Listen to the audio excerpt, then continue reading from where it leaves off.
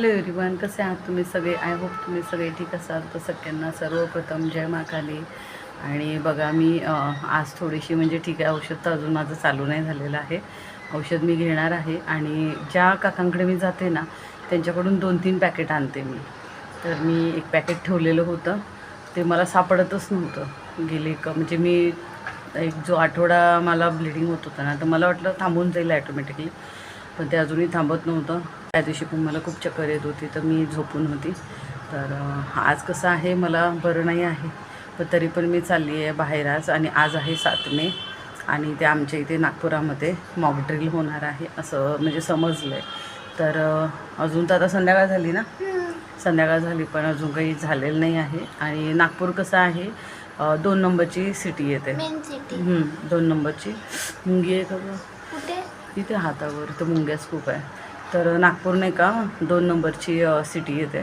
तर अनाऊन्समेंट अशी झालेली नाही. आम्ही बऱ्याच ठिकाणी पाहिलं की म्हणजे मॉकड्रिल होणार आहे असं आम्हाला समजलं आहे, पण नक्की नाही आहे. तर खूप लोकांचं असं म्हणणं होतं की म्हणजे तुम्ही भाजीपाला किंवा काही किराणा वगैरे भरून घ्या. आता आमच्याकडे तर पैशांची प्रॉब्लेम आहे.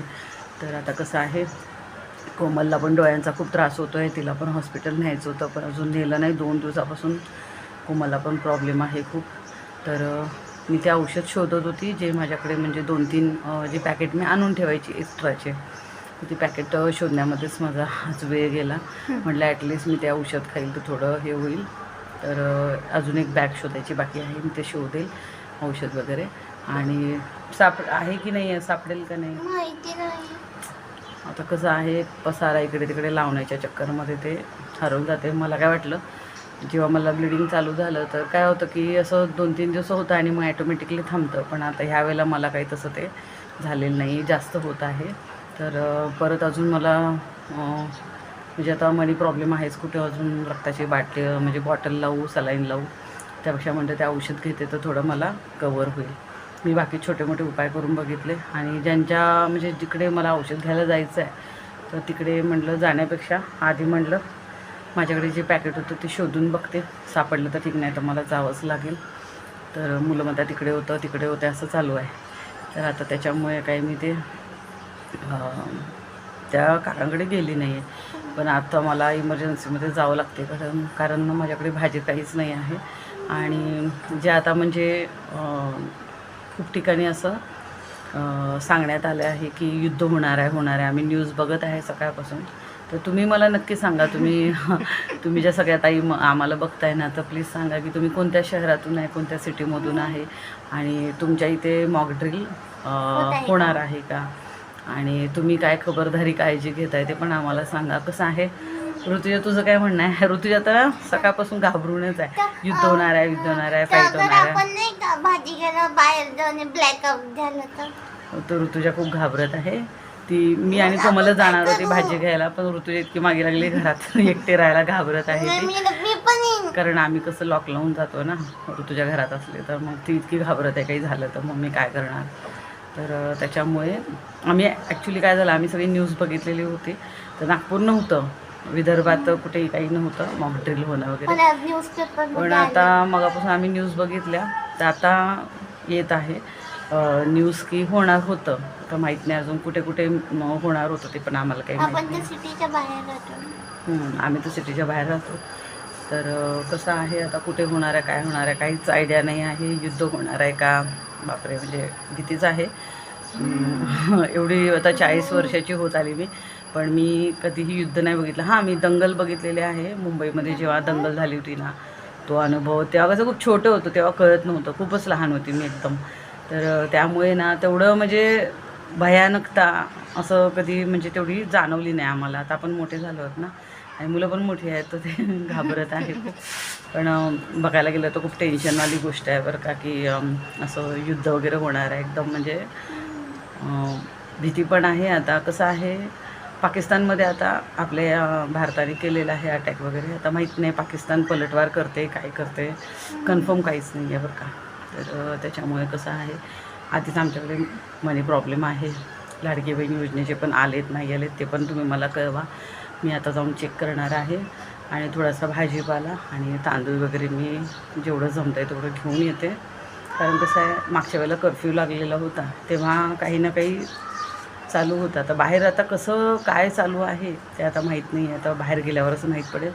तर चला तर मग राहा व्हिडिओमध्ये कंटिन्यू. तर स्टेट्यू नाही ऋतुजाला नाही नेत आहे मी.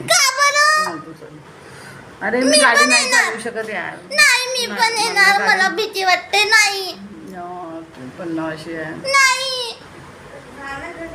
नाही मी नाही राहीन, मी पण येत आहे. काय नाही जात ना. अजून नको घाबरवू. मला गाडी नाही चालवत. अचानक फायटर जेट आली तर मी काय करणार? अचानक नाही होणार, पण माहित नाही पाकिस्तानचं काही सांगता नाही येत. अत्या पत्त्या नाही. मग आता कसं मी येणार. कुछ भी काय करावं मजा है. तुम्ही? मैं मम्मी के साथ जाऊंगी. आता भाजीचं घेऊ, ते सगळे जड बॅगा घ्यावे लागतात, पिशवी. ते भाजी 4-5 भाजीनंच आम्हाला ती पिशवी उचलत नाही. हां मग कसं करू आम्ही? घरात एक्सरसाइज कर ना तू थोडा वेळ, आम्ही येऊन जातो. ते ब्लॅकआउट करणार आहे ना, लाईट गेली तर मग मी काय कन्फर्म करणार? नाही आहे. नाही इथे नाही आहे सध्या. इथे कुठं मेन सिटीमध्ये असेल. एक मेहनत करायची ते मम्मा. मग आता आपण एक जरा काम कर, तू नागपूरच्या पण बाहेर बाहेर नको होतो. जाऊ. ते असं आहे बघा Danger आमच्या आहे. इथं. बाहेर नको जाऊ म्हणते. आता भाजीपाला कशी काय करू? काही नाही होत. इथूनच ते आहे. औषध शोधा ना. हरवलं तुम्ही लोकांनी. मी चांगलं सेफ ठेवलं होतं, तुम्ही कुठे गायब केलं? औषध शोधून ठेव. मग मला तिकडे जायला खूप गाडी चालवावं लागते, मी नाही जात. हो मी शोधून ठेवतो. तर मार्केटमध्ये आता जाणार आहे मी. तर आता जायचं मार्केटमध्ये. आता बसली आहे, कोमल आवरत आहे, तर बसली आहे मग थोडा वेळ. तर ऋतुजाला न्यायचं की नाही ना आमचं काही कन्फर्म नाही होत आहे. गाडी जड, इथं मोबाईल नाही पकडता येत आहे मला. विचार करा. ही मागं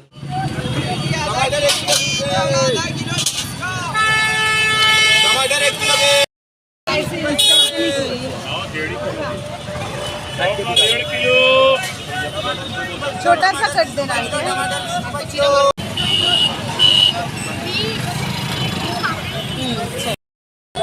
दाखव हॅलो थोडासा.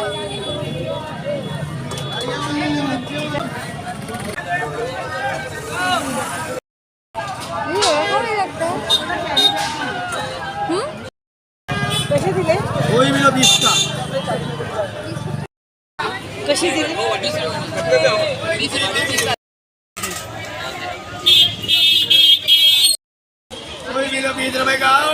काहीतरी वेगळं.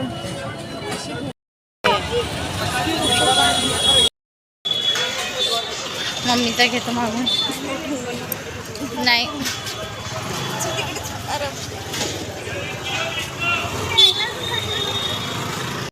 अर्धा किलो 25 का हजार का? घे स्पीड मध्ये घेऊन येते. केलं ना समोर समोर. हां अरे घे ना स्पीड मध्ये ते करतो मेडिटिंग.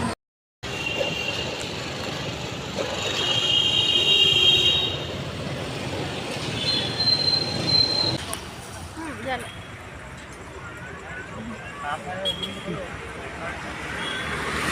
कोमल तू पण घे.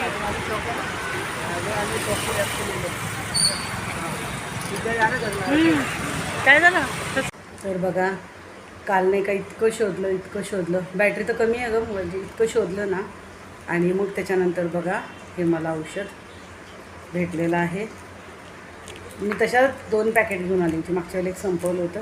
आणि खराब नाही होत बरं का, कितीतरी दिवस खराब नाही होत. आणि त्याच्यानंतर ह्या गोळ्या असतात, 4 गोळ्या. ठीक आहे, 4 दिवस 4 गोळ्या खायच्या. आणि हे थँक गॉड की मला हे भेटलं. आणि आता मी खाते, कारण जवळपास आता 1.5 आठवडा होत आलं. म्हणजे आधी मला थोडं थोडं होत होतं, पण 2-3 दिवसापासून ना जरा जास्तच ब्लिडिंग व्हायला लागली. आणि एकदम मला अचानक आठवलं होतं की आपल्याकडे तर होते औषधं. तर मुलांनी कसं मागच्या वेळेला पसारा लावला होता ना, तर त्या सामानामध्ये ना कुठे त्यांनी ठेवलं, त्यांच्या काहीच लक्षात नाही. आणि अचानक माझ्या लक्षात आलं ना, तर म्हटलं चला आता मी घरी शोधून बघते. आणि देवाच्या कृपेने भेटलं. आता मला तिथे एवढं लांब जायची काही गरज नाही. आधीच बाजारात मी जाऊन आली, तेवढंच खूप म्हणजे गाडी चालवायलाच नको वाटते. घे गं जरा, मी औषध बनवते. नाही, हे चम्मचने नाही, हे जवळपास 3 चिमूट. साखर विसरली मी, दह्यात साखरच नाही आणली. विदाऊट साखर पण खाता येते म्हणून एवढं ठीक आहे.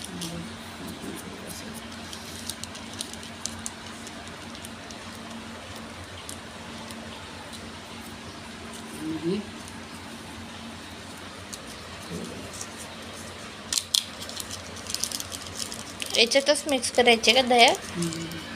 गोळी नाही, गोळी दह्यात नुसते मिक्स करायची, अशी खायची असते.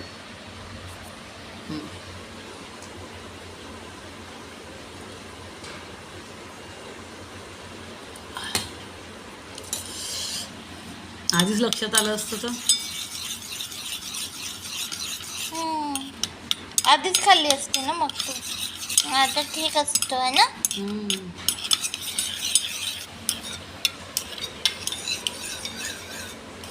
थोडी मी साखर घालून आणते, ठीक आहे.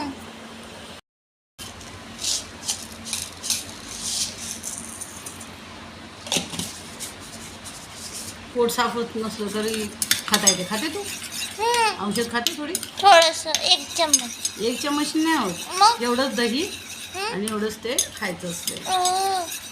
तू खा आधी, तुला जास्त प्रॉब्लेम आहे ना, मग मी खाते.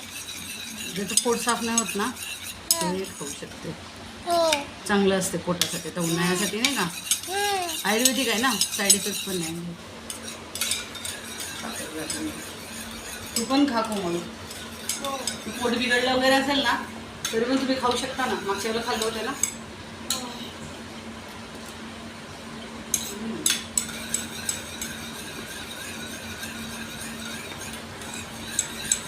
साखर विरघळायची.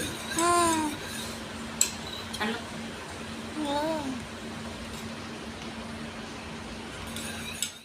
तर आता बघा औषध खाऊन झालेलं आहे आणि विकनेस आहे मला.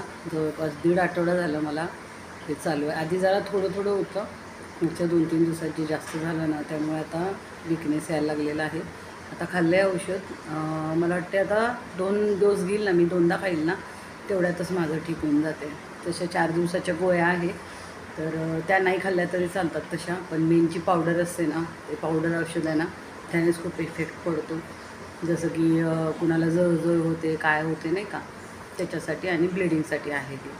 आणि कोंब वगैरे असेल तर ते थोडंसं, ज्यांना म्हणजे एकदम मेजर आहे ना कोंबचं, त्याच्यासाठी नाही आहे. ज्यांना एकदम कमी आहे, जळजळ होते, त्यासाठी औषध खूप चांगलं आहे. तर मी ह्या काकांकडे जाऊन नाही का औषध नेहमी आणते. तसं मला आता बघा जवळपास मागच्या वेळेला महाशिवरात्री होती ना तेव्हा झालं होतं. त्याच्यानंतर आता मधात 1दा-2दा असं झालं हलकं हलकं, पण ते स्वतःहून थांबलं होतं आणि मी वाट बघत होती स्वतःहून जर थांबलं तर ठीक आहे. तर आता कसं अचानक लक्षात आलं, बरं झालं देवाच्या कृपेने, आणि आता औषध मी घेतलेलं आहे. आता होईल आराम 2-3 दिवसात छान.